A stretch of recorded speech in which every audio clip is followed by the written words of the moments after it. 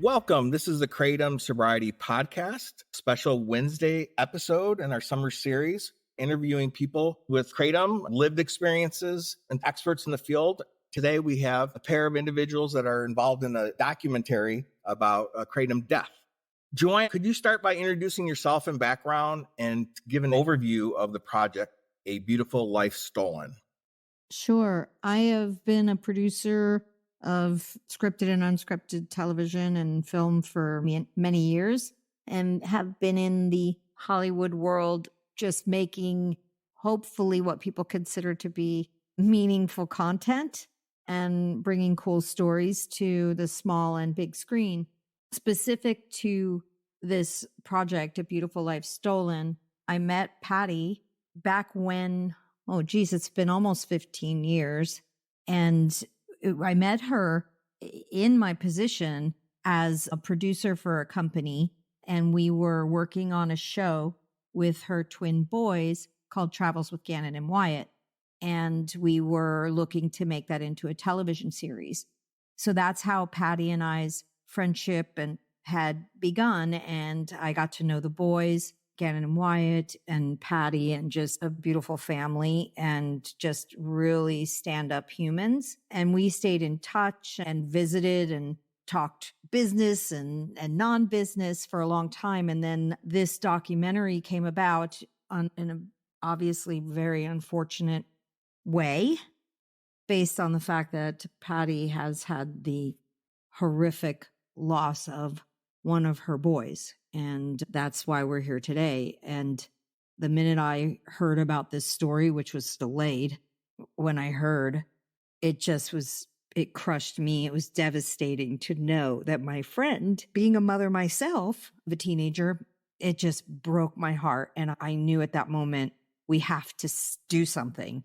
And Patti's grief, my God, never ending for sure, but took her a while to get off the place where you could, I imagine, I'm not speaking for Patti, she can do that, but get out of bed even. But then came to a place where we're going to make some decisions here and make a film, a documentary.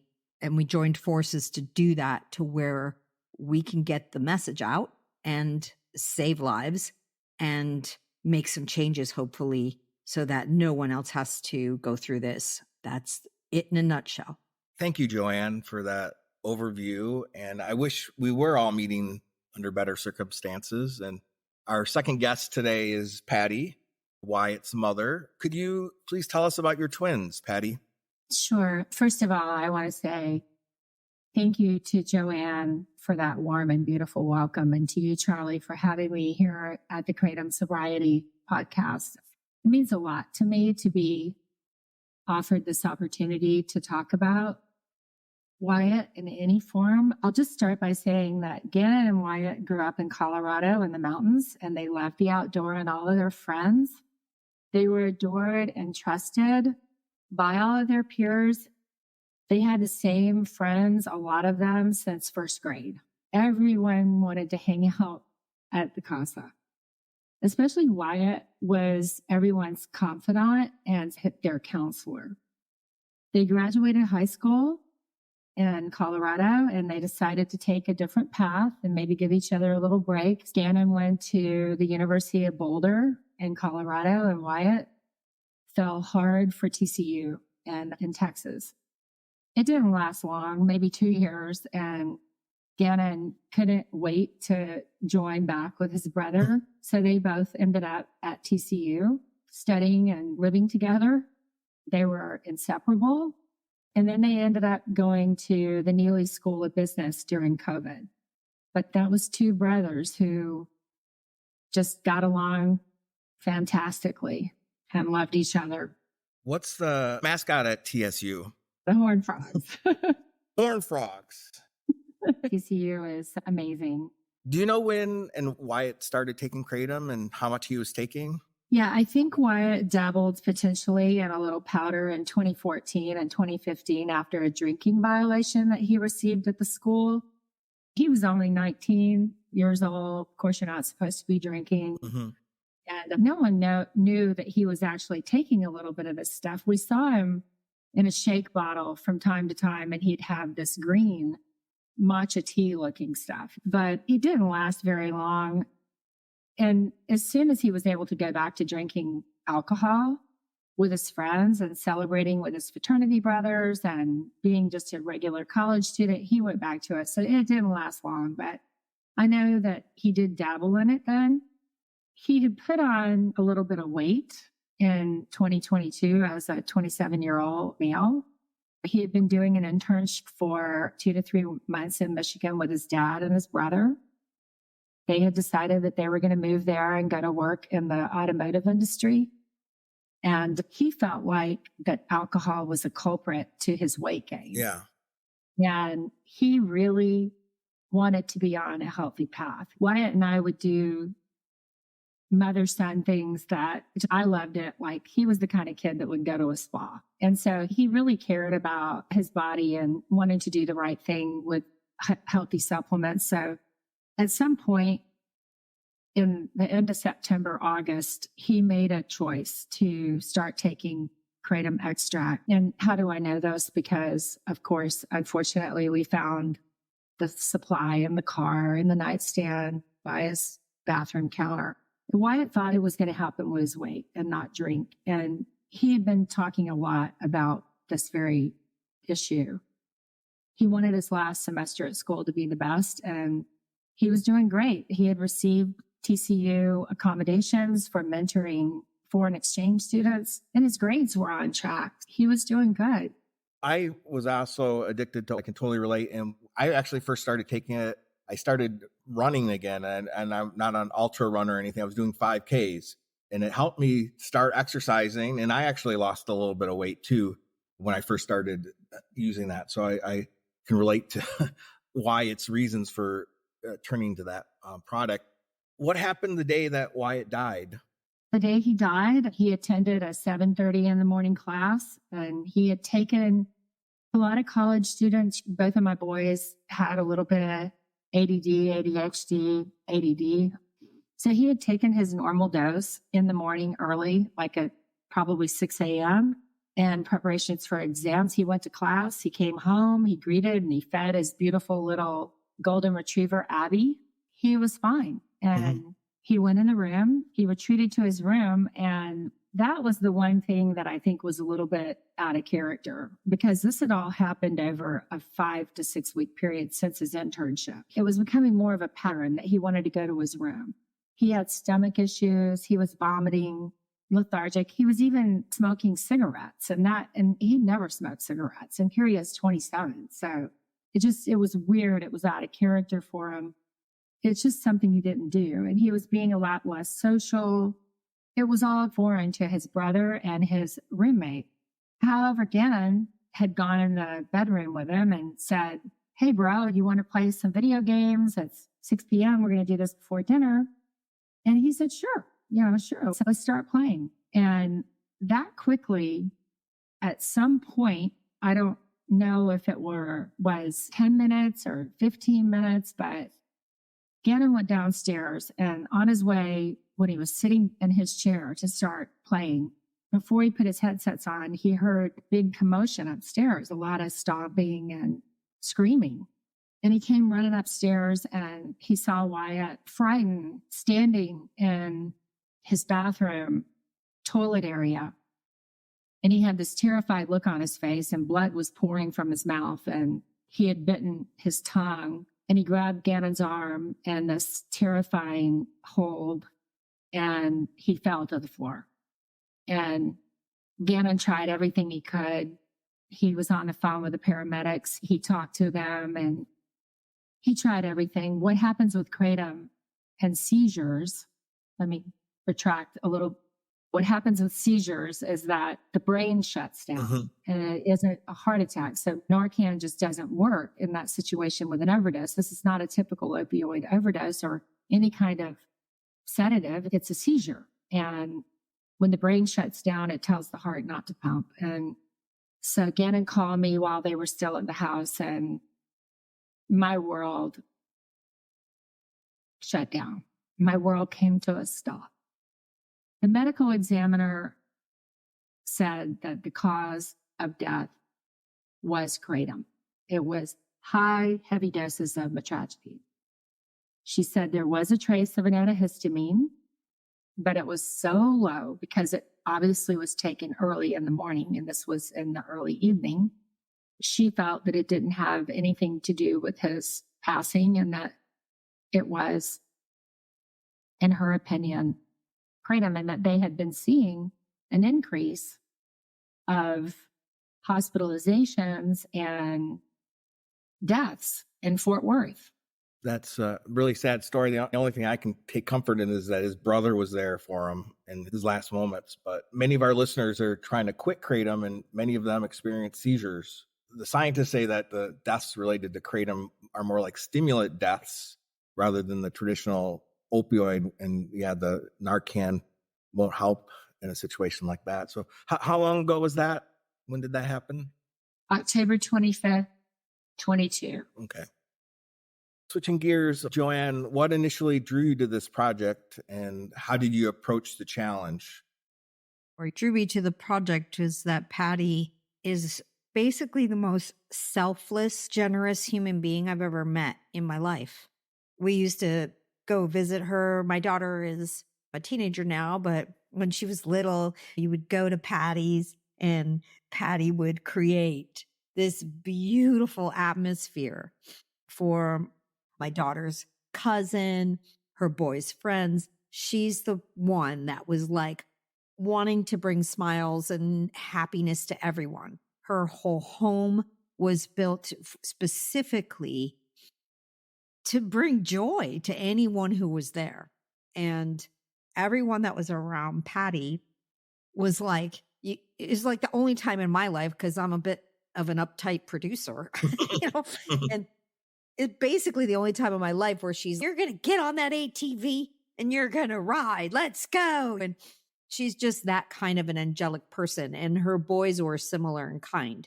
Specifically, drawing me to this project, there was no choice. The minute I knew what had happened to Wyatt, the second I knew what caused his death, I knew at that very second, there is no way that we can't do something about this. And it was a very difficult conversations for the first month, because here it is, my friend, right? And someone who has the grief that, to me, the heaviest grief any human being could ever carry. And I was trying from a professional standpoint, and I still am a little trepidatious having conversations with Patti where she's my partner because she's a smart lady and she knows how to, as a producer, she produced all the Travels with Gannon and Wyatt books. So she is not just a mom here. She's somebody who is the producer of joy and producer of helping people. So this is right in line with her whole personality in terms of doing something about this, not allowing Wyatt's death to be in vain and to help others. And all I'm saying is, drawing me to this project, there was no question. It has been a little difficult for me as well, just because if I want to talk to Patti about something too, I'm like, oh, I have to be super sensitive to my friend. I don't want to hurt her in any way. And yet, in order to get this message out there, we have to be aggressive. We all know how people feel about kratom. There's a whole group that thinks it's the best thing since sliced bread. And there's another group that has been severely negatively impacted by the supplement and by this plant. There are a lot of different reasons why. I won't continue what I'm saying right now, unless you ask the question. And Patti and I are also, I want to say, this is important in case it doesn't come up further into the conversation. Mm-hmm. Patti has every right to be fuck kratom in every way, shape, or form. It took the most important person in the world away from me. However, she has never done that. She looks for solutions, and she's not attacking the kratom world of all things kratom, but there are a lot of problems with it. And her vision of it, and I am with her on that. And as we work on this documentary, It's to inform, to create change in the industry. So if a Kratom fanatic is listening, then it's okay. You know what? Nobody's trying to take away your Kratom. That is not what this is about. But there is a lot of things missing. There's a lot of things missing, a lot of information, and it's devastating to the people who are affected by it in this manner. It's not drug abuse. We're 100% solidarity with you in that. We have similar experiences, people trying to diminish that this stuff is addictive, and then there's a whole industry and a big crowd of people that say it isn't, and it's a horrible mess. And the travels with Gannon and Wyatt is a real thing. I just went to the website. Wow, they got to travel around the whole world. Could you talk about Wyatt's personality, Patti, and his spirit, and how his memory has shaped the mission and vision of your advocacy work here? Yeah, I'd be happy to. Wyatt's personality and his spirit is genuinely kind, and he's pure, and he had a grace and an elegance about him. I think he really was the person that everyone wanted to have for a friend. And he was the brother that you would be extremely proud of. And both of my boys are like that. Both of them loved each other very much. For me, he was the reflection that I see in the mirror. He had a humor and a quick wit. He advocated all the time for the underdog. He loved traveling. He loved sharing the book series with children. He found great joy in bringing the knowledge to children around the world about diversity, language, food, even the language. He just embraced all these yummy, good things that could come from being able to travel. And I think that's why, for me, it's so important that I carry on his legacy, because the legacy is to impart wisdom and to make positive changes about these issues that really do matter to us. And most importantly, above everything else, life-saving changes. These aren't just, Wyatt watched me. One time he watched me save a man's life at a restaurant one evening. We were eating in Fort Worth, and this man had a heart attack. And he saw me do for CPR. And he was so proud that his mom was the first to jump down there and put my mouth on that man. I know that if Wyatt had known CPR, he would have beat me to it. He was that person. And I want to honor Wyatt and the human that he was and all the good things that he could have done had his life not been shortcut by Kratom extract. And it's the extract that I'm talking about. I really, later on, I just want to have an opportunity to make that clear, because I know what Joanne is saying. Nobody's trying to create a prohibition here.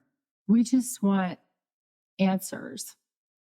When you lose somebody that has a potential to seriously do something and change the world, even if it's one person at a time, the world suffers from that loss. Yeah, the world's worse off with not having Wyatt in it anymore. I know one of the goals of the documentary is to raise awareness about the risks of Kratom. How are you going to do this? I think this documentary is told from an incredible perspective. It's not one-sided. Patti is a generous human being. That goes across all platforms of life. Generosity is in your soul. And Patti has never, and again, I say she has the right to, but she has never done anything but been open-minded about how to make sure that the information in the documentary gets out there and gets an opinion from all sides. There is something to be said for people who just have a closed mindset and this is what we're going to do. We're going to make these people pay. That is not the spirit of this documentary. It is, however, clearly important that people understand what it is, that there does need to be legislation, that there needs to be dosing, that there needs to be maximums that can go in a little bottle that looks like it's a 1-dose thing when it's really whatever, I'm not quoting, but 10 doses or something. That's not, is sitting next to a 5-hour energy, the accessibility of the product, things that could be changed that even the kratom industry should embrace. Why wouldn't you want to embrace something, keeping your products and being able to make a living, having people be able to take their tea in the morning, whatever it is? But at the same time, this documentary is informational in nature.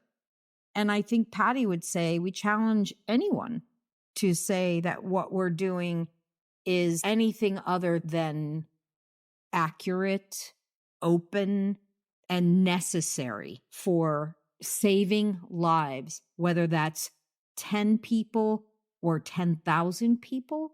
This documentary will reach a lot of people that might get enough information from it, and it might affect change with legislation. And there is a problem. We all know this. There are people in the government that are getting paid. There are money exchanging hands to keep things from forward progress. That should be criminal. And that is something Patti and I are on the exact same page about. If kratom companies are being responsible and they are also fighting for this to be done in a proper way so nobody else does lose their lives, then God bless. So I think that out of anybody, and there's a lot of little pieces out there about documentary pieces, like little shorts, and there are a couple other things out there, and they're pretty one-sided usually, or they just don't dive deep enough into all the different factors. And so it's not mainstream enough to make a dent. This is going to be a documentary that millions of people see, and we want it to be correct. We don't want it to be a vendetta. Patti has never done this for any, I'm going to get it. She's trying to generously get information out there and save lives, period. I applaud you taking a well-rounded, balanced approach. I wouldn't doubt that there's a potential for the industry to unduly influence government regulations. It happens in many sectors. So do you have some proof that you'll be revealing in the documentary? Yeah, I think the documentary will absolutely provide insights in areas that people have not been able to have access to those insights prior. And again, Patti and I are working really hard to make sure that this is a professional. It's called A Beautiful Life Stolen. Patti came up with that name because of what a beautiful human being Wyatt was. But then she also talked to other mothers and other partners and people and realized most of these people, these are not drug addicts that are losing their lives. They are not human beings that are like the underbelly. They're not even like the opioid abusers or any of that. None of that has a connection. You look at these, there's a huge percentage of young men because they all want to be fit, right? Mm-hmm. And they all want to be, it's touted as something that helps you with your workouts and your studies and things like that and your weight. And not to say it doesn't discriminate in any race or gender, but the people we've gotten to know and some of these family members, gosh, Patti has listened to their stories and we have allowed them to share with us. These are good people that are losing their lives. Mm-hmm. These aren't the bad kids that got in trouble or somebody who was always addicted to drugs or something. None of that is the case, not in our experience thus far. So I think that's an important factor as well. Yes. Patti, I know you want to change things here. You want to have an impact. What are you looking to see different in the kratom industry?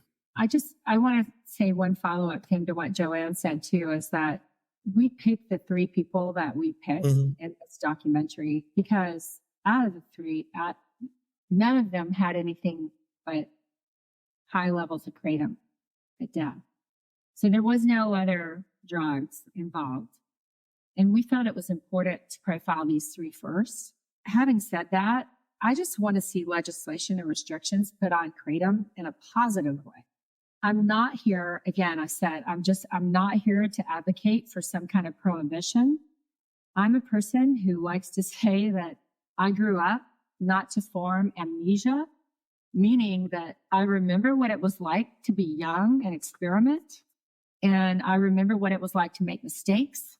I remember what it was like to embrace any kind of herbal supplement. I was excited to try different things. I also grew up in a culture where I remember when poppies gave us heroin and opium, and which that in turn gave us top tier medicine to use in hospitals for surgeries during the war and for any kind of anything you needed for pain. These were hospital things that came straight from the fields. Even cocoa leaves helped promote dental sedatives. And so I'm not saying that kratom doesn't have a place in society.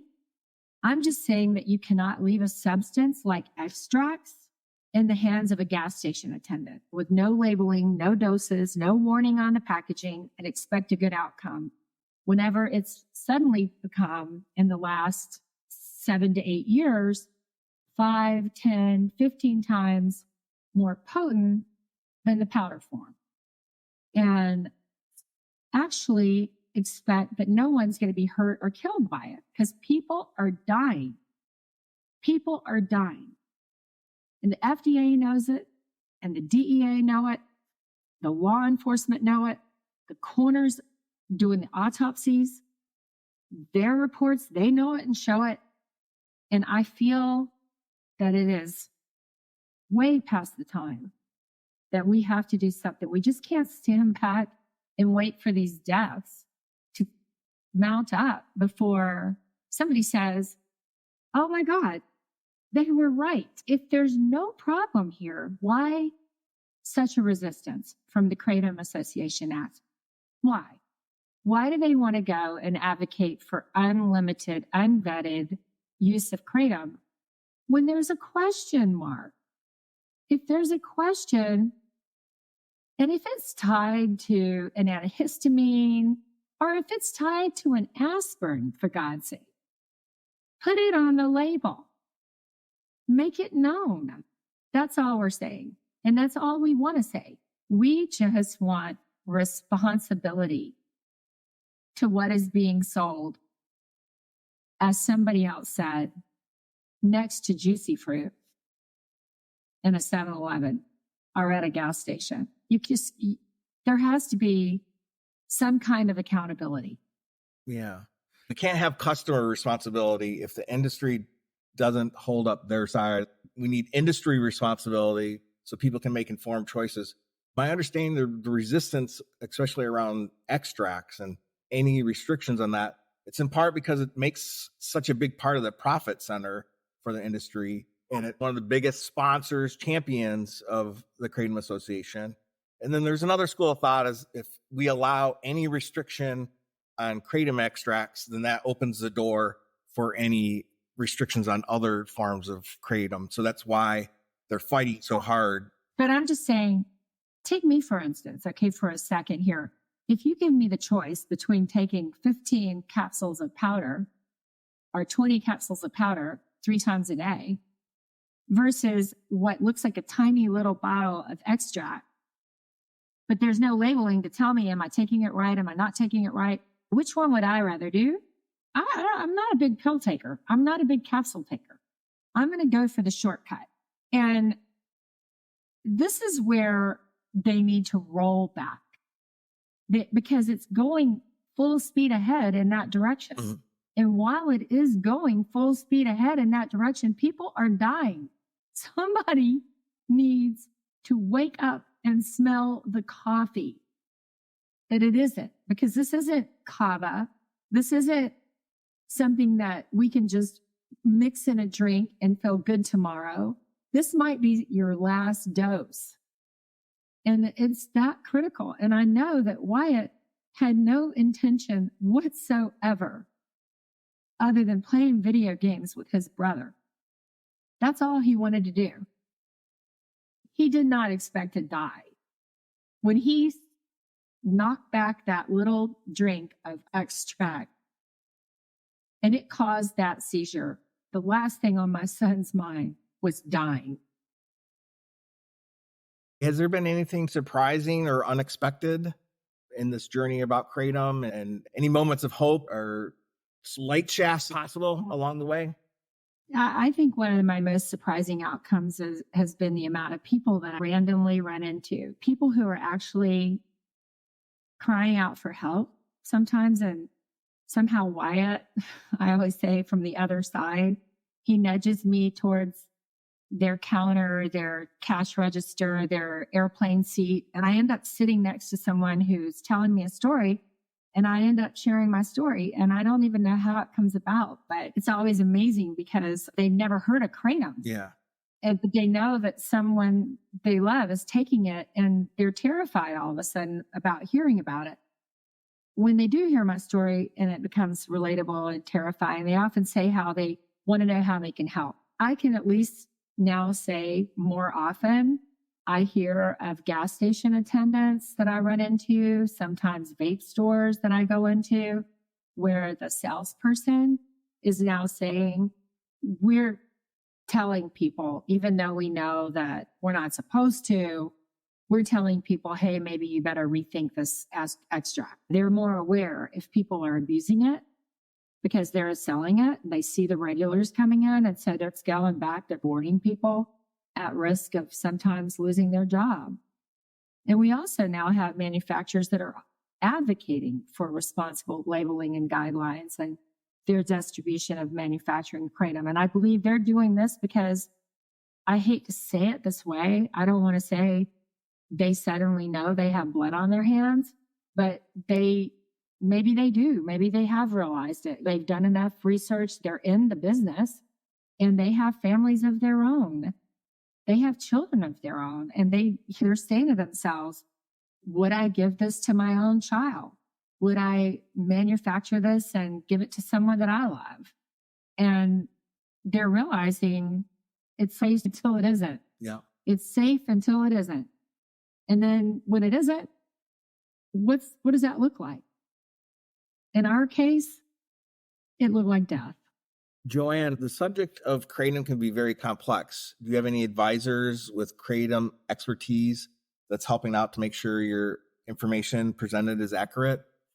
Absolutely. We reached out and have interviews already, but there are more on the docket with leading scientists, kratom, people who are knowledgeable in kratom studies, who have done papers and their own research. We have people who have experience in even in the manufacturing of kratom. There are plenty of, or there's no shortage, let's say that.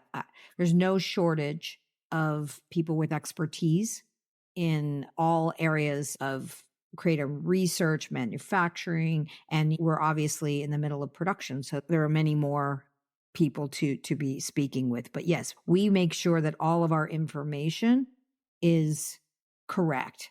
And of course, you also state that if you're going to speak to someone and it's just their opinion, then it's clear, we're making it clear that it's just their opinion.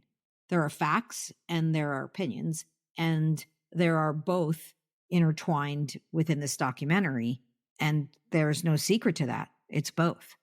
Patti, what has the community response been to this, both in terms of positive, and has there been any resistance to what you're trying to do?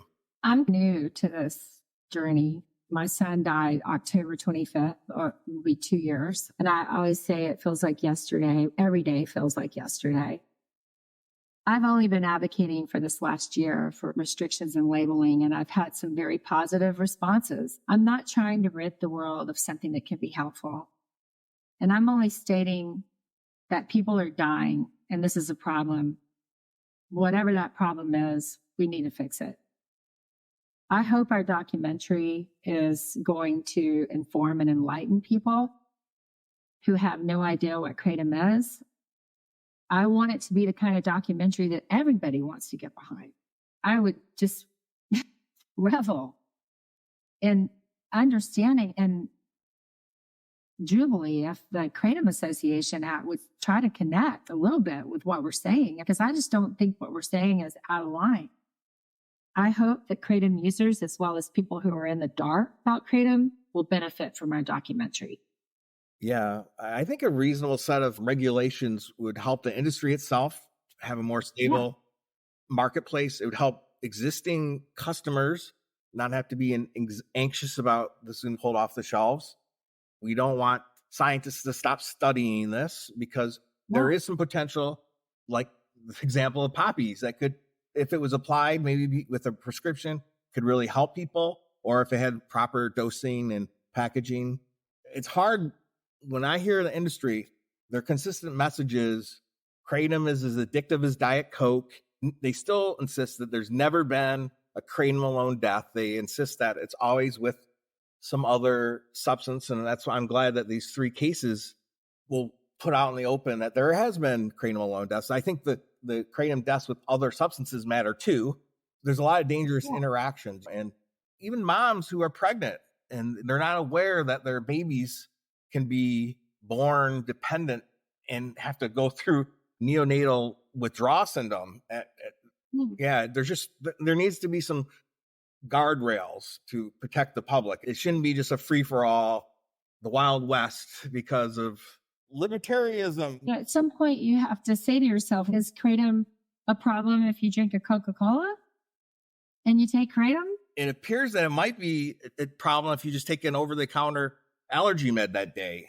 For some people, it appears that might, and that should be something that's a death that can be prevented. That's something to me that then if that's the case, and it's gotten to that point, and it just seems like there was less, but I don't know. We don't know how many deaths were going on in 2013, 14, and 15, right? Because let's face it, the paramedics show up to the house. If there's a 5-hour energy drink or a little bottle of Kratom extract sitting over there on the counter, they're not bagging that. They're not doing an autopsy report on this. They're looking for some prescription drug that's in the cabinet. So we don't even know how many people might have died of Kratom. And later on, the people are coming out and saying, yeah, I think they were taking it. But it's too late. They're not doing autopsies. I think just the responsibility now is it's loud and clear. In 2020 and going forward, there is an obvious amount of people that are dying from extract. Does it happen this year or next year?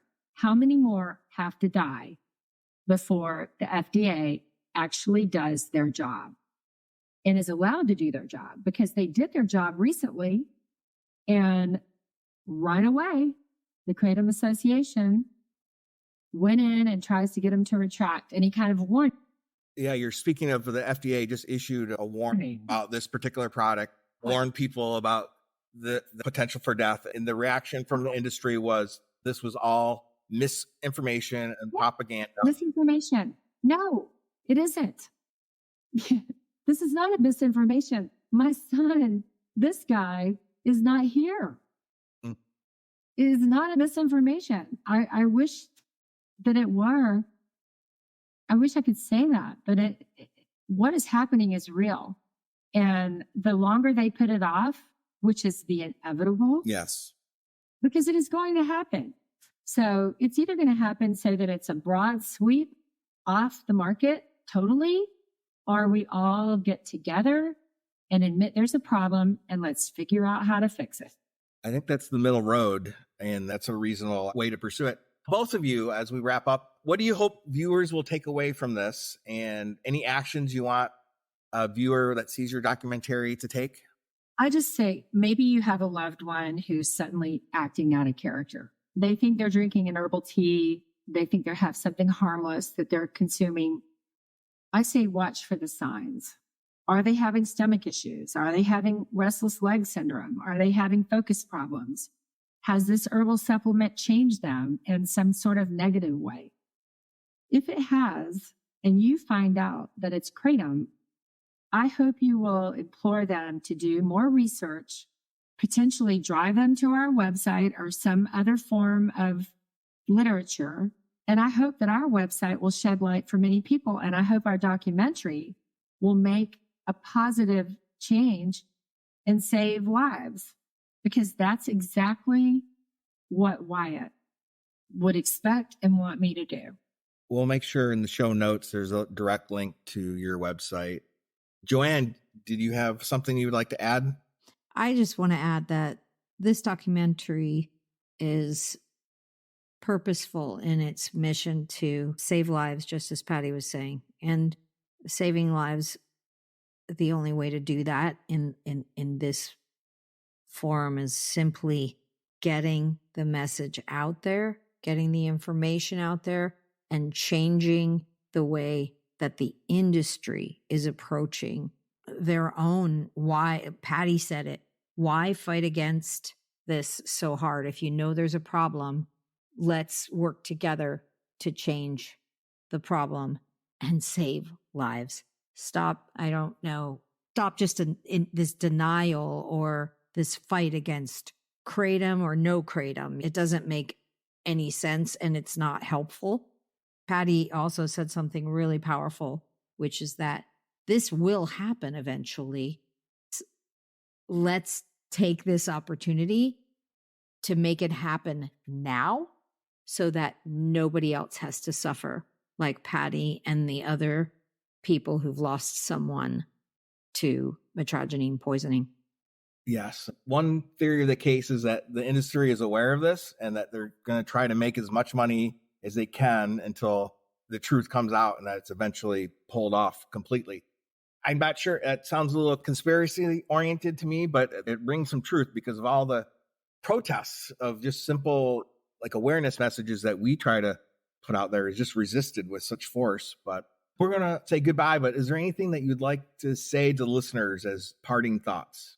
Good on you for recognizing that this is that kratom has been a detriment in your life, and any kind of addiction is difficult to battle for anyone out there. To be able to join forces, which is what we're trying to do on a whole, but your platform just gives people a place to go where other people understand them and that you guys can talk about it. And I take my hat off to anybody who's like trying to help others and themselves at the same time. Thanks, Joanne. I said thank you, Charlie. I know you said you were a recovering kratom addict, and wow, I know it's any kind of addiction is a tough road to go, but my hat goes off to you. Thank you so much for having me and Joanne here today. I really respect what you're doing, and thank you on behalf of my family for your work. You're welcome. On my behalf of me, and I have some co-hosts that help with the podcast. We all appreciate you appearing, and hopefully we can move the needle on this. And we'll look forward to seeing when the film comes out. Thank you for doing that. Thank you. You.